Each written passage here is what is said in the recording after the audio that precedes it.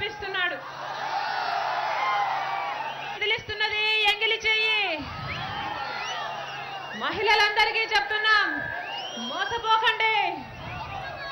రుణమాఫీ చేస్తానని ఒక్క రూపాయి కూడా మహిళలకు రుణమాఫీ చేయకుండా మహిళలను ఘోరంగా వంచాడు చంద్రబాబు గారు. కాలేజీ పిల్లలకి కేజీ నుంచి పీజీ వరకు ఉచిత విద్య అన్నారు. కానీ ఇప్పుడు కాలేజీ విద్యార్థుల ఫీజు కట్టుకోలేక తల్లిదండ్రులు అప్పులు పాలైపోతున్నారని ఎంతమంది కాలేజీ విద్యార్థులు కాలేజీ చదువులు కూడా మానేస్తున్నారు. ఇప్పుడు ఆరోగ్యశ్రీలో ఏ హాస్పిటల్కైనా వెళ్ళడానికి లేదు. పేదవాడు గవర్నమెంట్ ఆసుపత్రికే వెళ్ళాలని శాసించాడు చంద్రబాబు గారు. చంద్రబాబు గారికి జబ్బు వస్తే ఎక్కడికి వెళ్తారు? చంద్రబాబు గారి కుటుంబానికి జబ్బు వస్తే ఎక్కడికి వెళ్తారు? గవర్నమెంట్ ఆసుపత్రికి వెళ్తారా? పేదవాడు మటుకు గవర్నమెంట్ ఆసుపత్రికే వెళ్ళాలనడం అమానుషం కాదా? బాబు వస్తే జాబ్ వస్తుందన్నారు. ఎవరికి వచ్చింది? ఎవరికి వచ్చింది? మీ పిల్లలకు వచ్చిందా అన్నా? మీకెవరికైనా వచ్చిందా? ఎవరికి వచ్చింది? చంద్రబాబు గారి కొడుకు లోకేష్ కు మాత్రం వచ్చింది.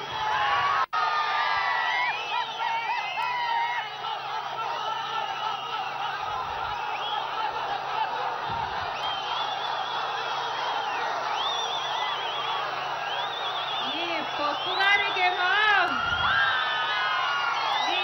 గారికేమో కనీసం జయంతికి వర్ధంతికి కూడా తేడా తెలియదు.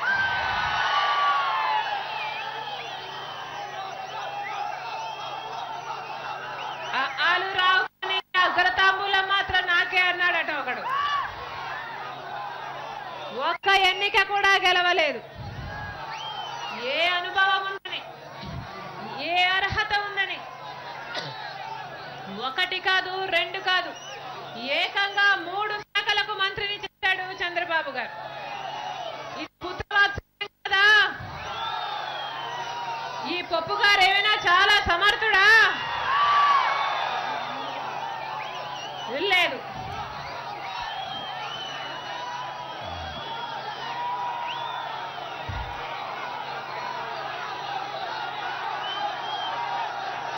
చంద్రబాబు గారి కొడుకేమో 3 ఉద్యోగాలు, మామూలు ప్రజలకేమో ఉద్యోగాలు లేవు, ఉద్యోగ నోటిఫికేషన్లు కూడా లేవు. బాబు మోడీ జోడీ కలిపి మన రాష్ట్రానికి రావాల్సిన ప్రత్యేక హోదాను ఎగ్గొట్టేశారు. చంద్రబాబు గారు ప్రత్యేక హోదాను నీరుగార్చడానికి చెయ్యని ప్రయత్నం లేదు. గత ఎన్నికలకు ముందేమో సౌండ్ వస్తుందమ్మా, సౌండ్ సౌండ్ సౌండ్ వస్తే చేయొద్దండి అన్న. వెనకాల సౌండ్ వస్తుందా? సౌండ్ వెనకాల రావట్లేదంటమ్మా. Check check. వెనకాల సౌండ్ వస్తుందా అన్న? ఇప్పుడు వస్తుందా? దీంట్లో ఒకటే మైక్ పని చేస్తున్నట్టు.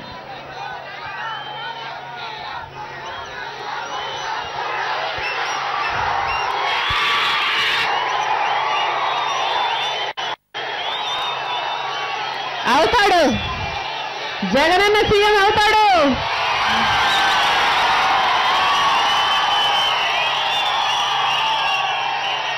దేవుని దీవెనతో, మీ అభిమానంతో జగనన్న ఈసారి ముఖ్యమంత్రి తప్పకుండా అవుతాడు.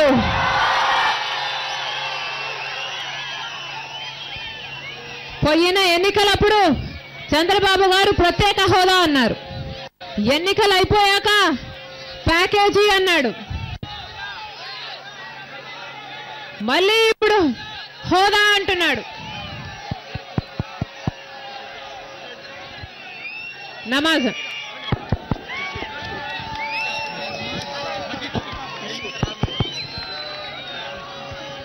నమాజ్ నమాజ్ నమాజ్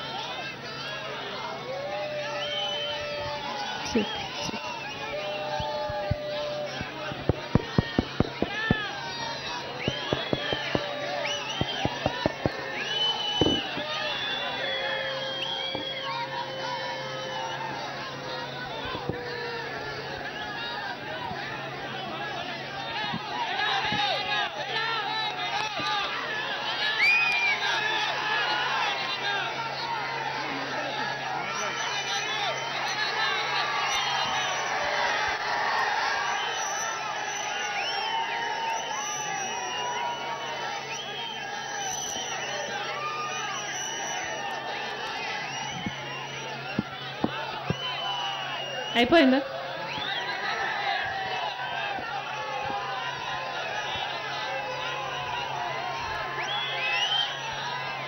అయిపోయిందా?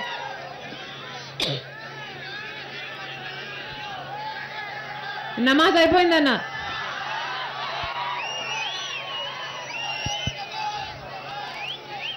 గత ఎన్నికలకు ముందు చంద్రబాబు గారు ప్రత్యేక హోదా అన్నారు. ఎన్నికలు అయిపోయాక ప్యాకేజీ అన్నాడు. ఇప్పుడు మళ్ళీ ఎన్నికలు వచ్చాయి, మళ్ళీ హోదా అంటున్నాడు. రేపేమంటాడో చంద్రబాబు గారికి కూడా తెలియదు. గత ఎన్నికలప్పుడు బీజేపీతో పొత్తన్నాడు, ఈ ఎన్నికలప్పుడు కాంగ్రెస్ తో పొత్తు అంటున్నాడు. రోజుకొక మాట, పూటకొక వేషం అని దానికి అర్థం. ఇలా అంటూ ఉంటాడు కదా. ఈయన మార్చే రంగులు చూసి ఊసరవల్లి కూడా సిగ్గుతో పారిపోవాలి.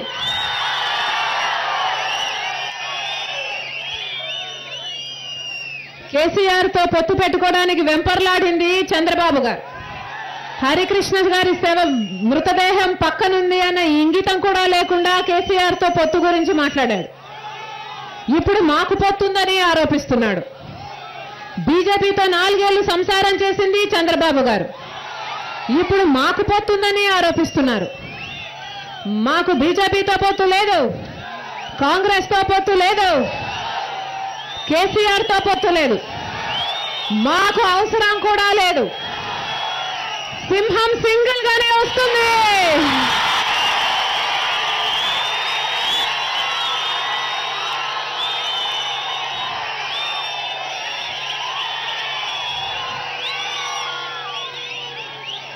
వైఎస్ఆర్ కాంగ్రెస్ పార్టీ సింగిల్ గానే, జగన్మోహన్ రెడ్డి గారు సింగిల్ గానే బంపర్ మెజారిటీతో గెలుస్తారని దేశంలో ప్రతి సర్వే చెబుతుంది.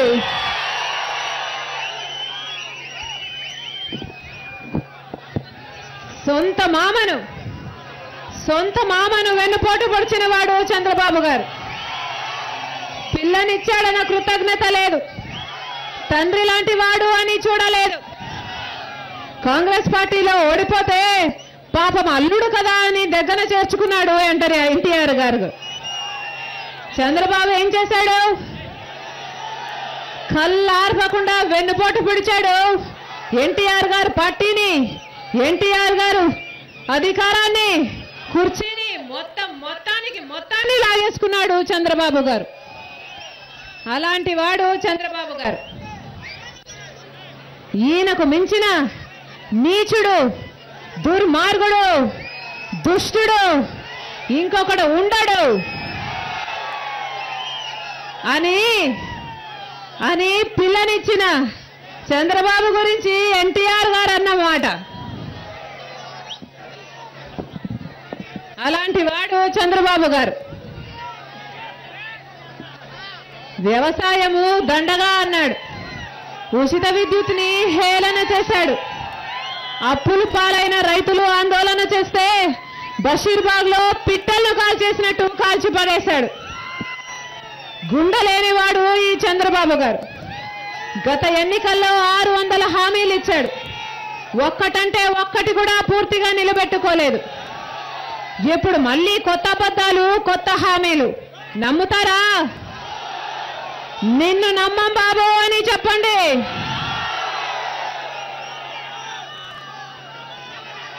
నాలుగున్నరేళ్లు ఏమీ చేయలేదు. ఆఖరి 4 నెలలు ఎన్నికలు వచ్చాయని ఇప్పుడు పసుపు కుంకుమాట, పెన్షన్ పెంపట, భృతి అట చేపలకు ఎరవేసినట్టు, చిన్నపిల్లలకు చాక్లెట్లు ఇచ్చినట్టు ఇస్తే సరిపోతుందా? ప్రజలు ఊరుకుంటారా?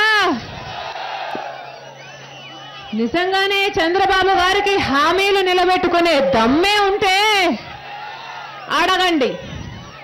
చంద్రబాబు గారు సౌండ్ వినిపిస్తుందన్న. చంద్రబాబు గారు కేజీ నుంచి పీజీ వరకు ఉచిత విద్య అన్నాడు, వాగ్దానం చేశాడు. అవునా? ఈ 5 ఏళ్ళు తమ పిల్లల కోసం ఫీజు కట్టిన తల్లిదండ్రులు ఆ ఫీజుతో పాటు వడ్డీ లెక్కేసి చంద్రబాబు గారు మీకు అంత అప్పున్నట్టు లెక్క, మీ డబ్బు మీదే వసూలు చేయండి. ఆడపిల్ల పుడితే 25,000 రూపాయలు ఇస్తానన్నాడు. ఎవరికైనా ఇచ్చాడా?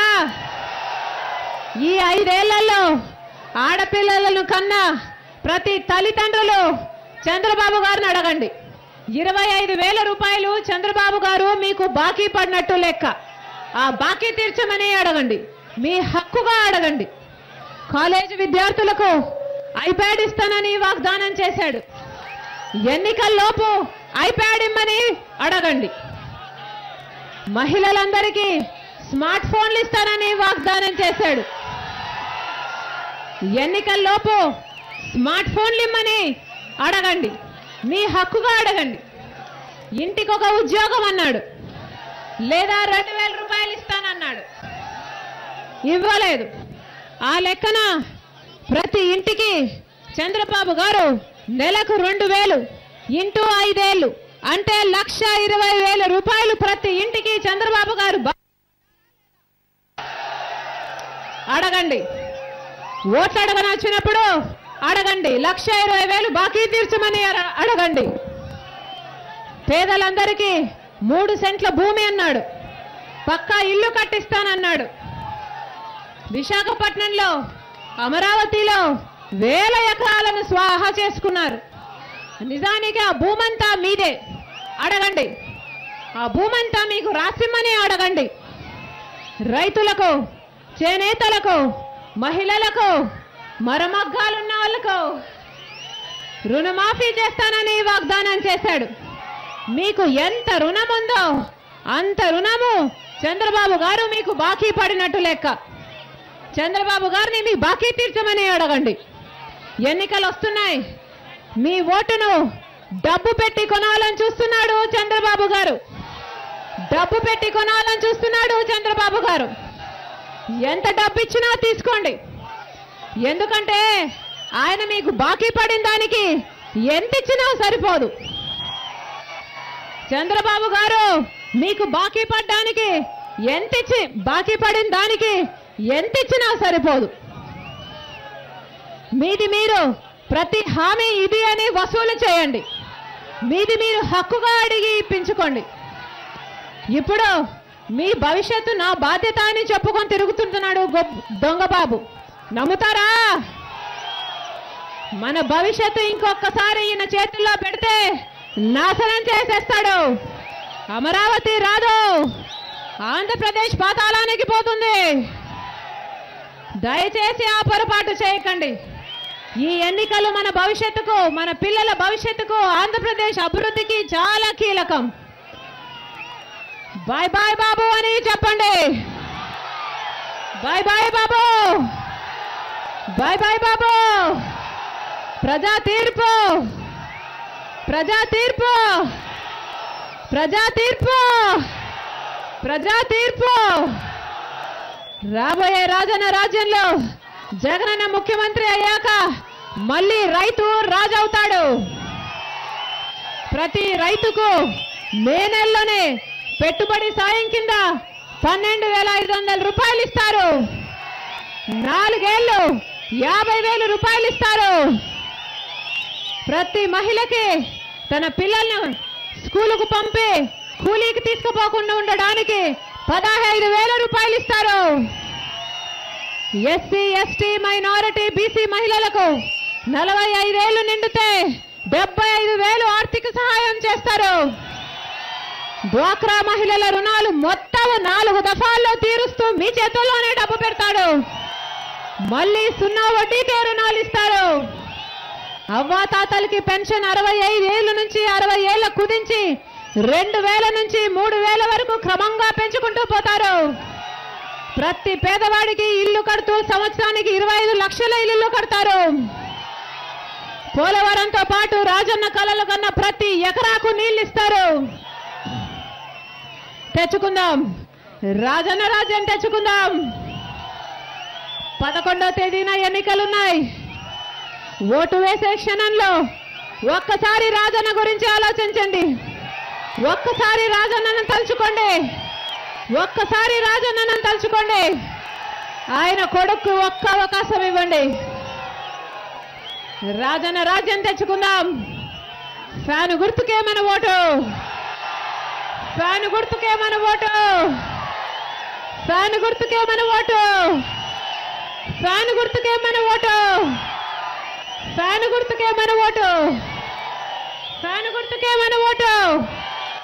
ఫ్యాన్ గుర్తుకే మన ఓటు. మండుటి ఎండను సైతం లెక్క చేయకుండా మా కోసం మీరు పనులు మానుకొని వచ్చారు. మీ ప్రేమకు, మీ అభిమానానికి మీ రాజన్న బిడ్డ, మీ జగనన్న చెల్లెలు శిరస్సు వంచి చేతులు జోడించి ప్రతి ఒక్కరికి మనస్ఫూర్తిగా నమస్కరించుకుంటోంది.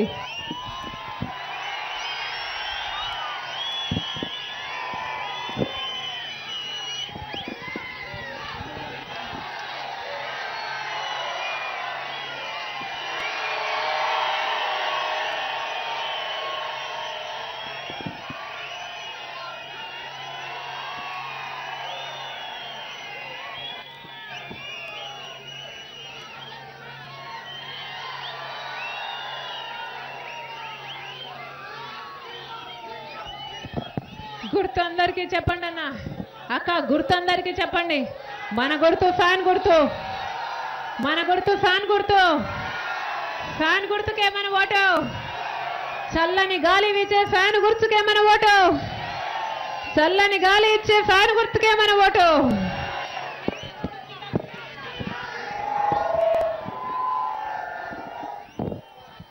వైఎస్ఆర్సీపీ ఎమ్మెల్యే అభ్యర్థిగా శంకరన్న, మీ వాడు గొప్ప మెజారిటీతో గెలిపించవలసిందిగా ప్రార్థన. శంకరన్న వైఎస్ఆర్సీపీ ఎంపీ అభ్యర్థి కృష్ణ. కృష్ణ యువకుడు మీకు సేవ చేయాలని ఆశపడుతున్నాడు. ఆశీర్వదించవలసిందిగా ప్రార్థన. గొప్ప మెజారిటీతో గెలిపించండి అన్న. మీరు వేసే ఓటు రాజన్నకు వేస్తున్నట్టు. మీరు వేసే ఓటు రాజన్నకు వేస్తున్నట్టు. ఫ్యాన్ గుర్తు మీద వేసే ప్రతి ఓటు రాజన్నకు వేస్తున్నట్టే.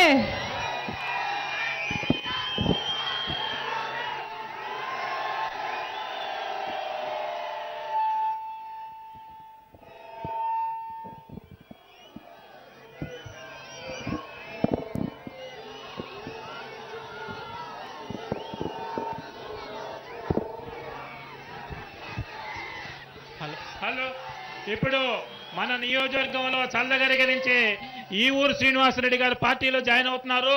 వారికి కండవ వేసి పార్టీలో చేర్చుకోవాల్సిన ప్రార్థన చేస్తున్నారు.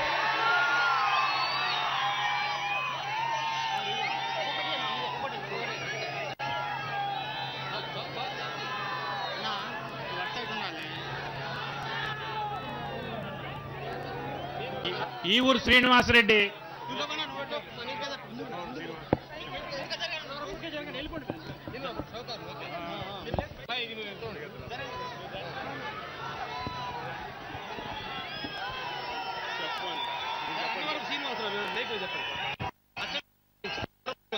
అచ్చంపేట టౌన్ నుంచి అన్నవరపు శ్రీనివాసరావు గారు పార్టీలో చేరుతా ఉన్నారు. వారికి కూడా కండవ వేసి పార్టీ ఆహ్వానిస్తారు. మన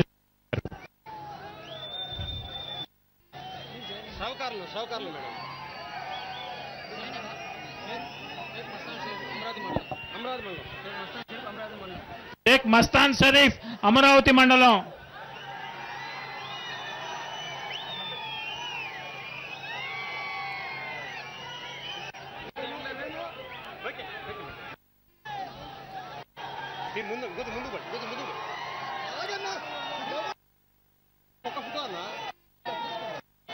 అటు పక్కన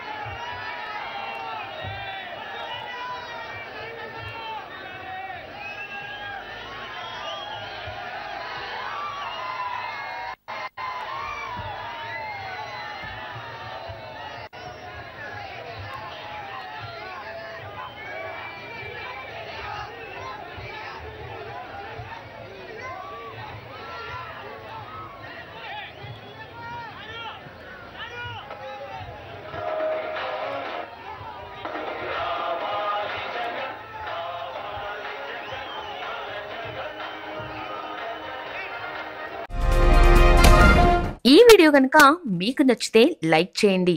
మా ఛానల్ని సబ్స్క్రైబ్ చేసుకోవడం మాత్రం మర్చిపోకండి.